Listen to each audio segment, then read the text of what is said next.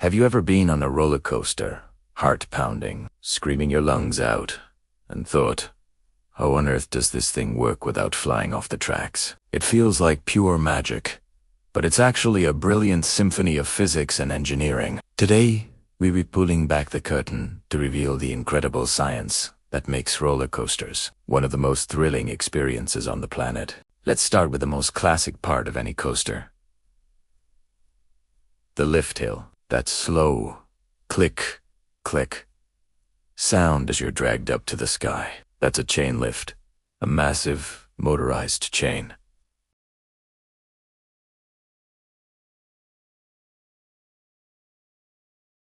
Well, it's all about potential energy. As the train climbs higher and higher, it's storing up a massive amount of gravitational potential energy. Think of it like stretching a rubber band. The higher you go, the more energy you store. And once you reach the very top, just before that terrifying drop, you're holding the maximum amount of energy for the entire ride. This initial hill is almost always the tallest part of the coaster, because for the rest of the journey, the train is just converting that stored energy into motion. And then comes the drop. The moment the train crests the hill, gravity takes over. That potential energy instantly starts converting into kinetic energy, which is the energy of motion. The steeper the drop, the faster this conversion happens, and the faster you go. This is a perfect example of the law of conservation of energy. In a perfect, friction-free world, the train would have enough energy from that first hill to complete the entire circuit.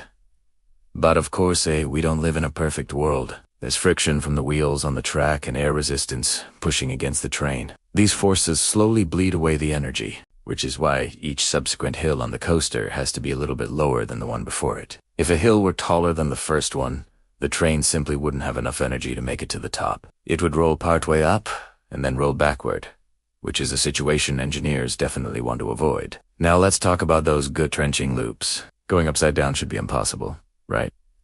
You'd think you'd just fall out. But this is where another key physics concept comes into play.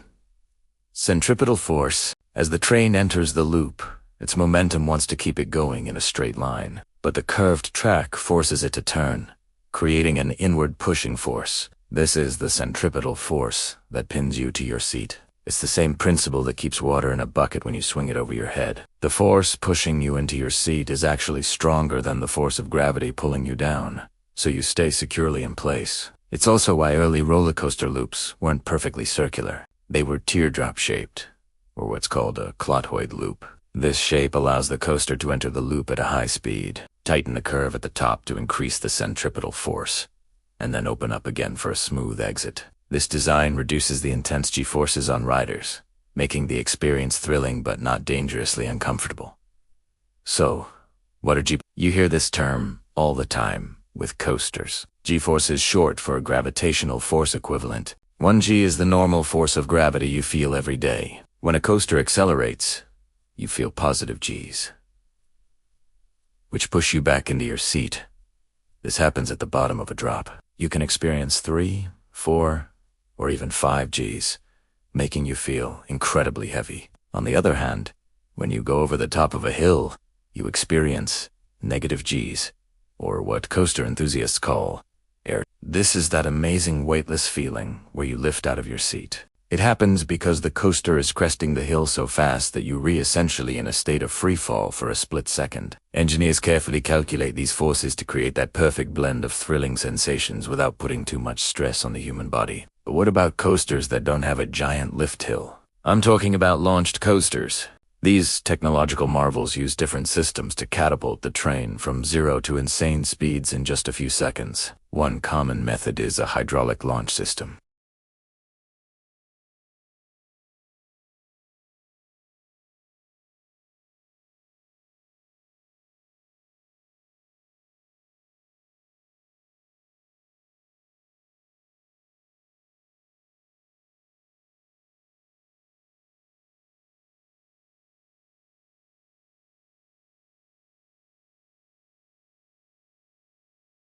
It's essentially the same technology used in high-speed maglev trains.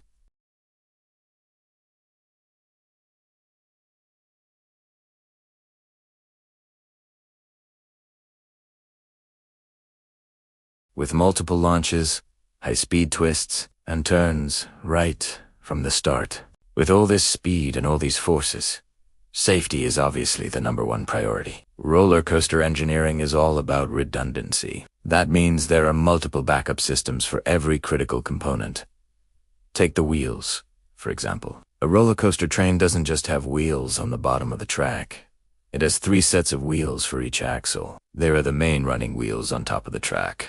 Then there are side friction wheels on the inside or outside of the track to keep the train from flying off sideways during turns. And finally, there are upstop wheels underneath the track, which are crucial for keeping the train locked onto the rails during loops and airtime hills. So even when you feel like you're flying out of your seat, you are securely locked in place. And what about stopping? A coaster traveling at over 100 miles per hour needs a very effective braking system. Most modern coasters don't use traditional friction brakes like your car, because they would wear out incredibly fast. Instead, they use magnetic brakes.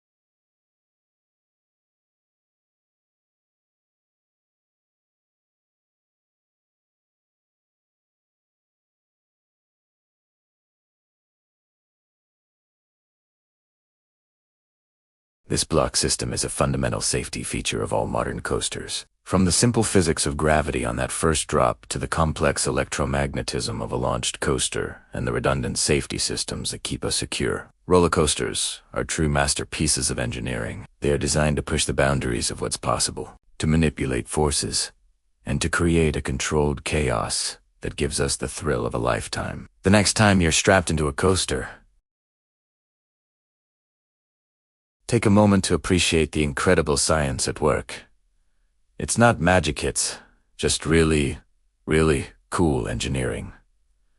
Thanks for watching. If you enjoyed this deep dive into the world of roller coasters, don't forget to like, subscribe, and hit that notification bell so you don't miss our next adventure. See you next time.